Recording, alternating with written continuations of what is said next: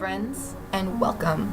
Are any of you passionate about photography and are really creative, yet you don't want the big bucks of trying to look like a professional photographer? Well, I made this video to give you a little help and some tips. Now, I do want to mention most of this isn't for people who use film camera, which is unfortunately fading out, but if you're still a person who uses film for camera, some of this actually may help you, so keep an ear out anyway. Now, a major point I want to bring up to you first and foremost is that it doesn't really matter what type of camera you have. You may be dreaming of having a DSLR camera with a nice lens that'll make everything look better, but the point of the fact is that it all depends on the user of the camera. It doesn't matter how many settings it has. It doesn't matter the quality of the lens. I mean, it does a little bit, but your higher end cameras it all depends on the user itself.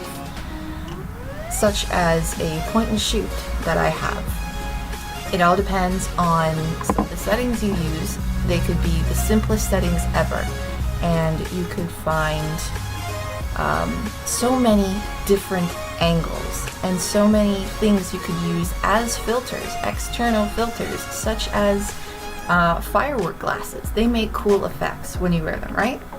So why not use it over your camera lens? See that? Simple. Or maybe something like a cool pair of sunglasses you found and you think they'd make a really cool effect for a filter. Place it over your lens and work with it. See how it works. It all depends on the user.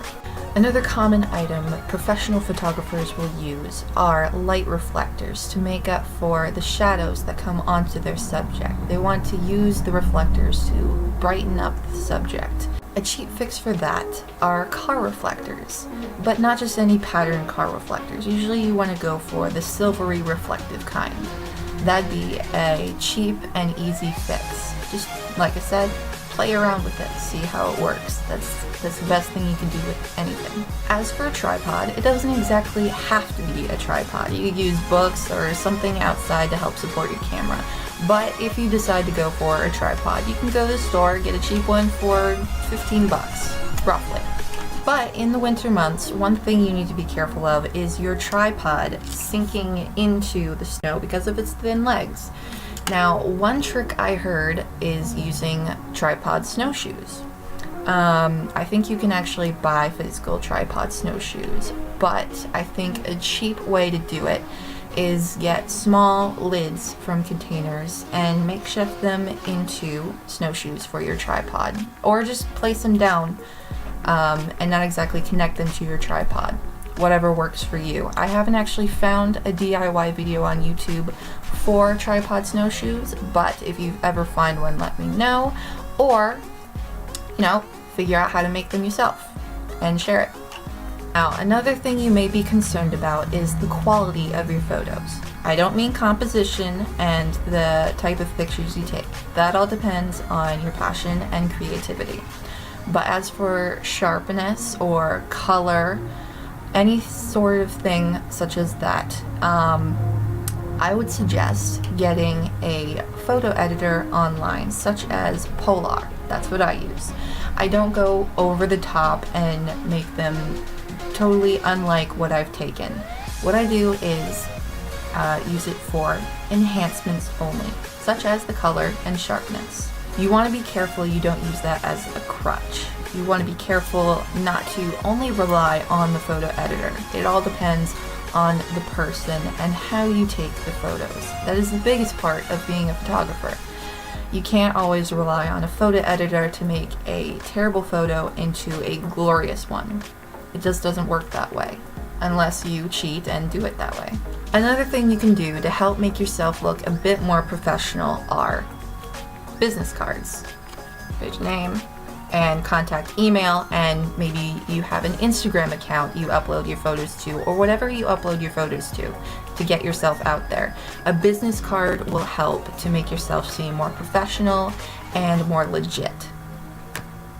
Now, since most sites usually have a minimum of 500 cards they will send you for business cards, it's unrealistic, especially for someone just starting out. You're not gonna give that many in like a year's time or less.